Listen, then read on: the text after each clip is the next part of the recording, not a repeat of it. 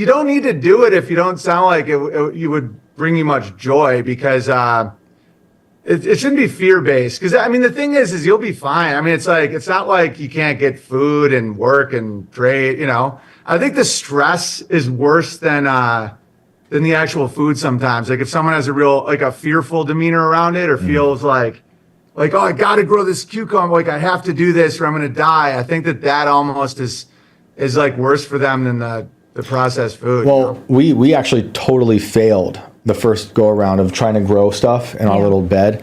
Total failure, total mess. And I was like, why are we even trying? You know, because we know people who are homesteading. We could go to them. We could go to the local farm stand, whatever, and buy our stuff. Because I trust them. I know who they are. I like seeing a person's face.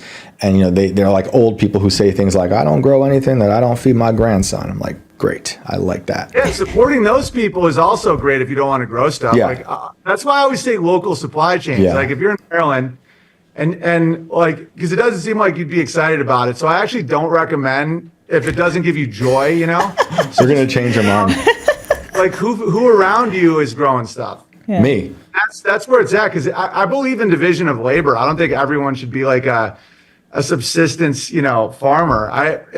So it's like, you know, if you can trade with someone else that's doing it, that helps them too. It helps build that local network, and that's totally viable to do. Yeah. Either I'm going to show you maps of farm stands you should start supporting, or I'm going to give you some of my awesome produce, and you're going to be like, this is the best, because it is the best. Not just because it tastes good. You can get a dozen eggs for like $4 at a farm stand. It's better, way healthier.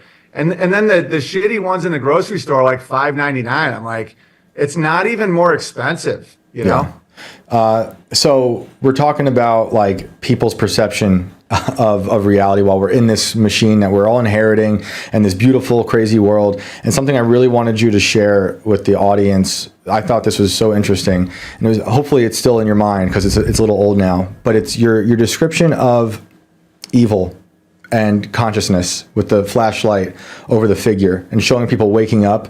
Can you, like, if you can, walk us through that and how it was for you when you started to realize that, okay, you're down here with the sun and the shadow, seeing all these, the small evils and sins populating the earth, but then the shadow rising and what happens to that person as their consciousness grows?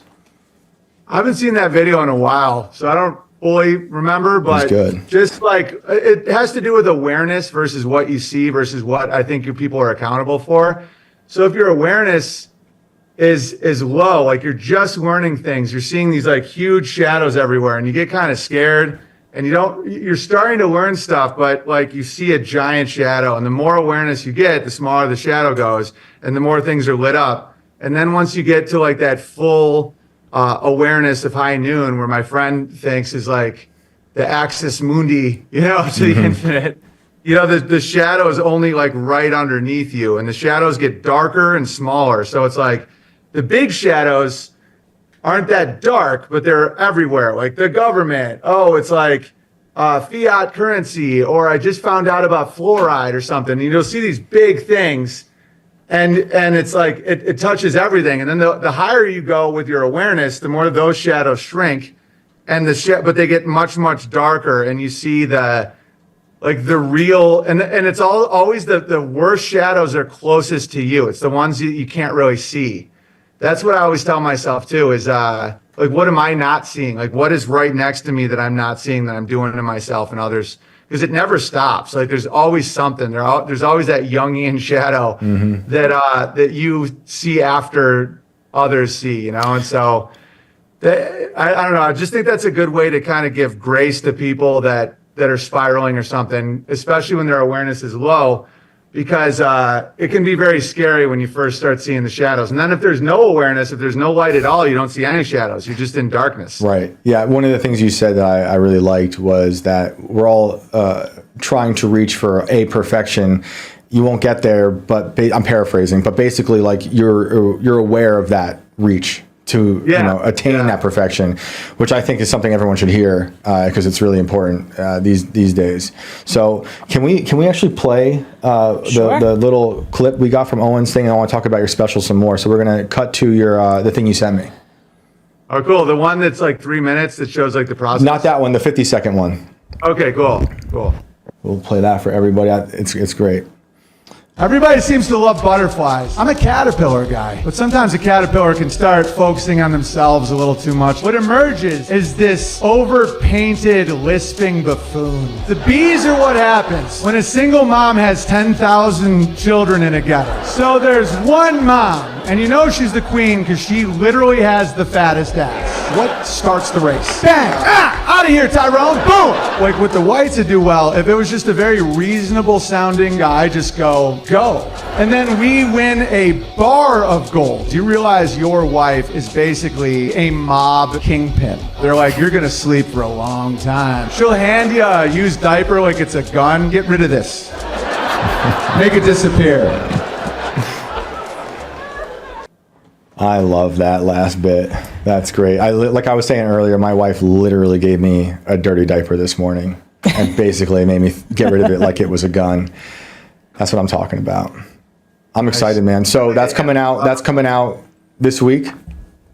Yeah, this Friday at owenbenjamin.com. I like the stuff that's more timeless, like the stuff that's like about just like the nature of animals, the nature of stuff that isn't like constant, you know, whatever's happening in the news, because that'll all fade. Yeah, I agree.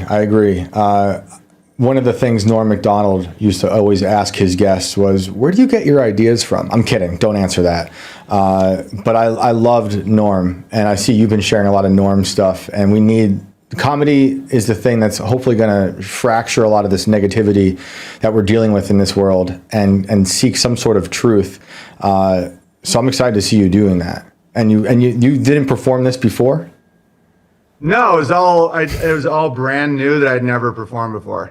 That's incredible. What made you? It holds up, man. It holds up. I think people will be pretty pumped about it. You just went to was it Missouri? Yeah. And did a whole thing there. We got land. We got 183 acres in the exact center of the United States in Texas County, Missouri, in the Ozarks. And so that's where we have the Bertari Times festivals, and it's always over Labor Day weekend. And we over 1,000 people and their families come, and it's child friendly. There's no alcohol, and there's all kinds of activities, tug of war, frisbee, events where you learn how to make like biochar.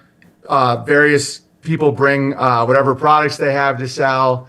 And great food, great camping. It's all weekend, and it's just such a good time. And then we have music, we have speakers. I do a set, and that's it. Sick. Well, I'm stoked, man. I'm stoked to watch it. We're going to have the link. We'll put up the link and direct everyone to all your stuff. Any last words? Where can people find you?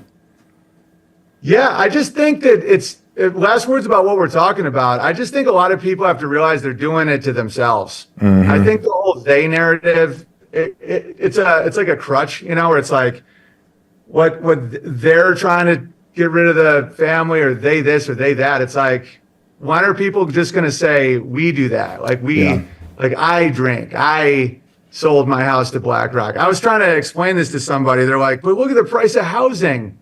I'm like, no one says how much you sell something for. Someone could sell a house for much less. Right. They choose not to. Right. That's on them.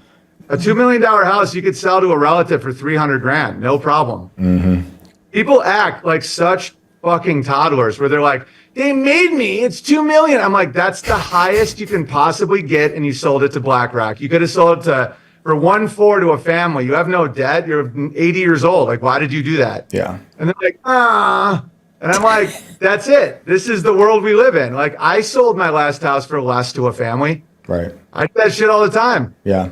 So I think if people want, to break a lot of these cycles and to laugh through these things, they have to choose to want to do that. Yeah. And people can, because one thing I see that happens to me a lot is I will say something that's true, or something that, resonates as true to somebody, and they don't want to believe it, or they want to fight against it. They don't want to change.